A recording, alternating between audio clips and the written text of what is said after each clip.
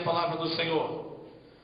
Então Jesus lhe disse: esta noite todos vós vos escandalizareis comigo, porque está escrito: ferirei o pastor e as ovelhas do rebanho ficarão dispersas.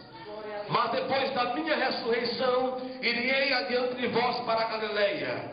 Disse-lhes Pedro: ainda que venha a ser um tropeço para todos, nunca o serás para mim. Replicou-lhe Jesus: em verdade te digo que nessa mesma noite, antes que o galo cante, tu me negarás 3 vezes. Disse-lhes Pedro: ainda que me seja necessário morrer contigo, de nenhum modo te negarei. E todos os discípulos disseram o mesmo. Oremos. Deus, nesta noite nós queremos te bendizer, queremos te louvar porque o Senhor é fiel para com a nossa vida. Nessa noite, Pai, nós nos colocamos na tua dependência. Está aqui a tua igreja, está aqui o teu povo. Nós carecemos de uma palavra tua, meu Senhor, para alegrar nossa alma. E nessa noite queremos te pedir, Senhor, que o Senhor envie, aleluia, no céu, anjos, ó Deus, para falar o nosso coração, para avivar a tua igreja, para espalhar teu labareda de fogo nesse lugar, porque, Senhor, a tua palavra, ela em si é poderosa, e nós cremos nessa revelação. Seja com o teu povo, em nome de Jesus. Amém. Glória a Deus. Amados, aleluia. Um dos grandes males que tem afligido o povo de Deus nesses últimos dias tem se chamado o labor do dia a dia. A luta que você passa no seu cotidiano. Glória a Deus. Aleluia. Não é à toa que nós somos despertados pelo Senhor e somos chamados de trabalhadores da última hora. Bendito seja Deus. E há muitos trabalhadores nessa noite, meus irmãos, que já não tem, pastor, mais alegria de estar na casa de Deus. Há muitos irmãos que nessa noite, aleluia, já penduraram as suas harpas. Há muitos nessa noite que a sua ferramenta já não trabalha mais como trabalhava antigamente. Aleluia. Há muitos que muitas vezes estão por trás das cortinas, estão nos bastidores, não são vistos nos púlpitos pregando, não são vistos, aleluia, no evangelismo, ganhando almas. Bendito seja Deus. Mas estão ali na luta, na oração, intercedendo pelos obreiros, pelos homens e pelas mulheres de Deus, e muitas vezes não são vistos. Pois bem, nessa noite, a palavra que o Senhor me deu, colocou no meu coração para falar a você nessa noite. Bendito seja Deus. É para você, crente, que já está cansado.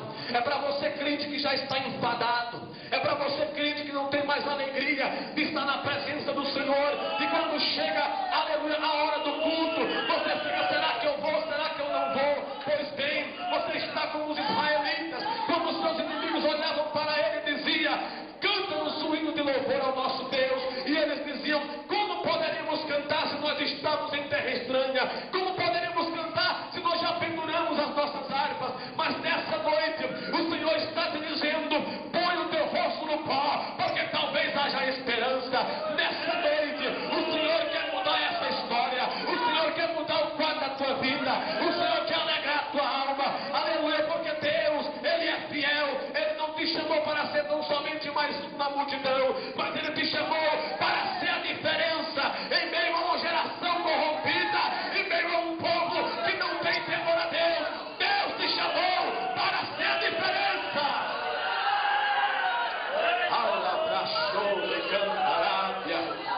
Bendito seja Deus. E nessa noite eu quero pregar, quero falar sobre o tema. E o tema que o Senhor me dava, aleluia, era o canto do galo. Bendito seja Deus. Você pode olhar e pode dizer: mas irmão, o canto do galo, o que é que esse irmão vai falar a respeito do canto do galo, pastor Marivaldo? Que tema mais esquisito. Louvado seja Deus. Irmãos, quantos de nós muitas vezes nos sítios ou em lugares por aqui mesmo próximo, nós levantamos pela manhã e encontramos essa figura, o galo. Bendito seja Deus. No alto da casa muitas vezes, cantando com o seu canto forte, aleluia, dando o seu autoridade, bendito seja Deus, e liderando um conjunto de aves que estão sob o seu cuidado. Bendito seja Deus. É uma ave muito insignificante, porém nesta noite eu quero te dizer que Deus, Ele usou este animal para ser o instrumento de despertamento na vida de um dos maiores homens na história da igreja cristã. Bendito seja Deus. E é sobre este homem que eu quero falar nessa noite. Eu quero passear com você sobre a história desse homem. Louvado seja Deus, para que no final dessa reunião falar com você. E esse homem, meus queridos, é um homem chamado Pedro. Bendito seja Deus. Um homem chamado Pedro. Quem era Pedro?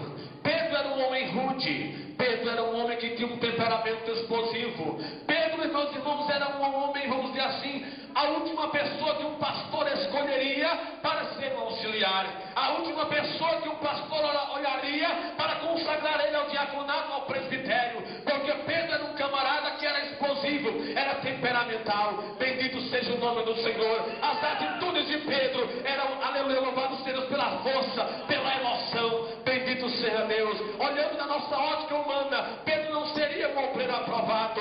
Mas interessante, meus queridos, que para iniciar essa palavra, eu quero te dizer que Pedro, em primeiro lugar, ele teve uma chamada específica. Louvado seja Deus. Quando Jesus começou o seu ministério, Jesus começou a andar e a pregoar: arrependei-vos, porque o reino dos céus está próximo. E a Bíblia diz que chegando no mar da Galileia, Jesus encontrou dois irmãos que estavam pescando. Era Pedro e André. Jesus podia ter ido a André e ter falado alguma coisa especial a André, mas Jesus, ele, aleluia, se dirigiu àquele homem chamado Pedro, e quando chegou disse: ei, eu preciso de você, deixa o que você está fazendo, porque o meu negócio com você agora é diferente. Eu estou te chamando para pescar almas para o meu reino. Deus tem uma chamada específica na sua vida também. Exalte a Ele, glorifica a Ele, porque Ele te chamou e não há muitos. Bendito seja Deus. Louvado seja o nome do Senhor. Aleluia. A primeira coisa que mexeu na estrutura de Pedro foi a chamada específica. Eu acho que Pedro, depois ele começou a pensar, a meditar: por que ele me chamou? Por que ele veio diretamente a mim? Pedro não entendia o trabalhar do Senhor na sua vida, mas Jesus estava preparando aquele homem rude, aquele homem arrogante, aquele homem ignorante, para lá na frente, aleluia, ser um grande homem de Deus. Aleluia, ser lembrado pelos livros da história. Quem, aleluia, não consegue falar daquele homem? Não se pode, irmãos, abrir a palavra do Senhor. Não se pode falar na era da igreja cristã. Não se pode falar no avivamento pentecostal sem se falar em Pedro e em Paulo. Esses homens modificaram uma geração na sua vida. Por onde eles passavam, milagres aconteciam. Mas para que isso acontecesse, o Senhor teve que lapidar a vida de Pedro. Pedro chegou nas mãos do Senhor como um vaso deformado, como um barro sem aparência. Nesta noite, o Senhor Jeová vai pegar crente sem aparência, vaso deformado, e vai colocar na sua olaria e vai fazer uma grande obra. Louvado seja Deus. Seja vaso escolhido de Deus nessa noite, porque nessa noite Ele vai te encher, Ele vai te limpar, Ele vai te moldar e vai derramar graça sobre a tua vida. E quando isso acontecer, meu querido, você não vai se segurar aí no seu lugar. Sabe por quê? Não é para você, mas é a graça do Senhor apontando em tua vida. Bendito seja o nome do Senhor. Louvado seja Deus. A primeira coisa, o seu chamado foi específico. Glórias ao nome do Senhor.